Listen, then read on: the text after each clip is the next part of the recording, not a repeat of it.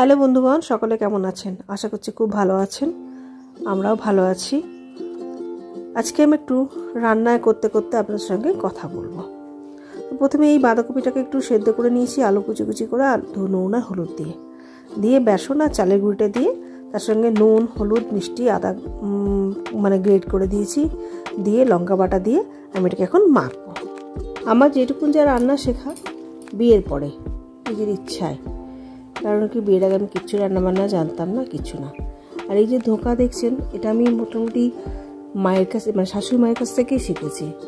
কারণ কি আমি প্রথমে যে দেখেছি, মা না কুমড়ো দিয়ে খুব ভালো ধোকার ডালনা করতো। তো সেই কুমড়ো দিয়ে ধোকার ডালটা দেখে আমার বেশ ভালো লাগতো, খেতেও খুব ভালো লাগতো। কুমড়ো খেতাম না বিয়ের আগে, কিন্তু মা ধোকার ডালনাটা করলে খুব সুন্দরভাবে খেতাম। একবার আকাশহাটের রাঁধুনিতে আমি গেছিলাম, তো সেখানে আমি এই কুমড়োর এই যে মা যে ধোকার ডালনা করতো সেটারই একটুখানি নতুনত্ব করে তৈরি করেছিলাম চিকেন পামকিন চিলি। তো ওটা খুব সুন্দর খেতে হয়েছিল। আমি নিজেও জানতাম না যে ওটা অত ভালো হবে। ওরা আমাকে বলেছিল, আমি ওটা ডিম দিয়ে করতাম বাড়িতে, তো একবার ডিম দিয়ে করেছিলাম, কিন্তু ওরা আমাকে বললো একটু চিকেন অ্যাড করলে ভালো হয় না। তো আমি সেইটার মধ্যে একটু চিকেনের কিমা দিয়েছিলাম। তো এত সুন্দর হয়েছিল ওটা, খেতে খুব সুন্দর। যদি কখনো পারি আপনাদের সঙ্গে ওটা আমি শেয়ার করবো আবার আমি। তো ওটা খুব সুন্দর খেতে হয়েছিল, বাচ্চারা খুব পছন্দও করে। কেউ বুঝতে পারে না যে ওটার মধ্যে কুমড়ো দিয়ে করা থাকে, এত সুন্দর খেতে হয়। তো চলুন, এদিকে কড়াইয়ের মধ্যে একটু হিং দিয়ে, যেমন ধোকা করা হয়, একটু গোটা জিরে দিয়ে এটাকে ভালো করে নেড়ে চেড়ে নিলাম। তার মধ্যে একটু তেল মাখিয়ে এটাকে এখন একটু ফ্যানের তলায় শুকোতে দেবো। তা করতে করতে অন্যান্য রান্নাগুলো করে নেবো। আমি যে রান্না করতে খুব বেশি ভালোবাসি সেটাও কিন্তু না, আবার রান্না করতে যে একবারে ভালোবাসি না সেটাও না। ওই এমনি প্রতিদিনের রান্না সব ঠিকঠাকই আছে, কিন্তু মাঝে মাঝে একটু নতুন খাবার কিছু করা যায় কি না, এটা কিন্তু আমার ভালো লাগে করতে। কিন্তু ওই যে একের সময় এমন হয় যে হঠাৎ করে হয়তো করলাম যে ফটো তুলে রাখবো বা ভিডিও করে রাখবো যে আপনাদের সঙ্গে শেয়ার করবো, সেটা আর হয়ে ওঠে না সবসময়তে। একের সময় ভাবি একটা রান্নার চ্যানেল খুললেই হয়, আমি তো অনেক রকমই রান্নাবান্না করে, আমার বন্ধুবান্ধবরাও বলে, কিন্তু ওই হয়ে ওঠে না, মনে থাকে না তখন। হয়তো পরে হয়তো এটা করলে ভালো হতো। তো ফ্যানের তলে এটাকে এখন শুকোতে দিয়ে দিলাম। অন্য রান্নাগুলো শেষ করে নিই, তা করতে করতে এটা শুকিয়ে যাবে। তো শুকিয়েও গেছে। এবার একটা বরফির মতনও কাটতে পারতাম, কিন্তু বরফির মতন কাটলে না বড্ড নষ্ট হয় এদিক ওদিকে।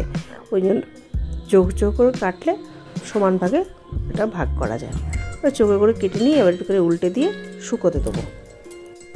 একটু শুকিয়ে নিলে কি হয় না, বড়াগুলো ভেঙে যায় না। বাঁধাকপি যদি এমনি করে রাখতাম তাহলে আমার ছেলেপিলে খেত না, ওই দায়ে এইসব ভাজাভুজি খাবার করতে হয়। বড়াগুলোর জন্য একটু বেশি করে তেল দিলাম, কারণ বেশি করে তেল না দিলে বড়াগুলো ভালো করে ভাজা যাবে না। আমি বড়াগুলোকে ভেজে নিই, তেলটা অবশ্য তুলে রাখবো যখন রান্নাটা করবো, কারণ কি এতটা তেল দিয়ে তো রান্নাবান্না করবো না, তখন তুলে রেখে দেবো। অনেকে বলে যে আমরা বেশি তেল দিয়ে ভাজা করি, কিন্তু সেই তেলটা আমরা ফেলে দিই, সেই তেলটা আমরা আর রান্নায় দিই না। সত্যি কথা বলতে ভাই, আমি অত বড় লোক নই যে অতটা তেল ভাজার পরে সেই তেলটাকে ফেলে দেবো।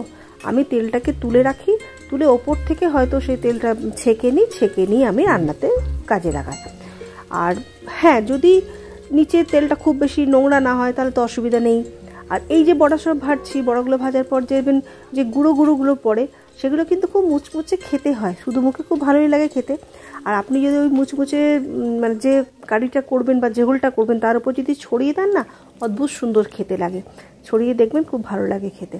বাকি তেলটা তুলে রেখে একটুখানি তেল সামান্য রেখে তার মধ্যে গোটা জিরে, তেজপাতা, গোটা গরম মশলা, শুকনো লঙ্কা আর আদা দিলাম, আর একটু হিং দিলাম। যে কোনো নিরামিষ রান্নাতে আদার সঙ্গে হিং দিলে একটা অদ্ভুত সুন্দর রসুন গন্ধ ওঠে এবং খেতে অদ্ভুত সুন্দর হয়। আর টমেটো আর আলুগুলো আমি সেদ্ধ করে রেখেছিলাম, কারণ আলুগুলো সেদ্ধ করে রাখলে কি খুব তাড়াতাড়ি রান্নাটাও হয়ে যায়। আলু সেদ্ধ করে রান্না করাটা ভালো। এর মধ্যে তো যা দেওয়া হয়, নুন, হলুদ, কাশ্মীরি লঙ্কা গুঁড়ো, কাঁচা লঙ্কা, চিনি, জিরে গুঁড়ো, ধনে গুঁড়ো সব কিছু দিয়ে ভালো করে একটু গ্রেভিটাকে করে নিলাম। করে নিয়ে গ্রেভিটা ফোটার পরে এবার আমি ধোকাগুলো তারপরে আমি দিয়ে দেবো। তো আমার এই রেসিপিটা আপনাদের কেমন লাগলো অবশ্যই জানাবেন। এটা অবশ্য বিরাট কিছু একবারে রেসিপি নয়, এসব সাধারণ রেসিপি আমরা প্রত্যেকেই বাড়িতেই করে থাকি। এখন আমাদের এই মোবাইল, ফেসবুক হওয়াতে সবাই দেখতে পাচ্ছি, জানতে পারছি। আমি অনেক রান্না দেখেছি যেগুলো হয়তো আমি করি বা করছি, সেগুলো আগের থেকে দেখি ফেসবুকে দেওয়া আছে বা কিছু, তো মনে হয় আমি তো এগুলো আগেই করেছি। তো চলুন আজকের মতন এখানে ভিডিওটা রাখি, তবে সঙ্গে থাকুন, পাশে থাকুন। অনেক অনেক ধন্যবাদ সকলকে। বাই বাই, ভালো থাকুন।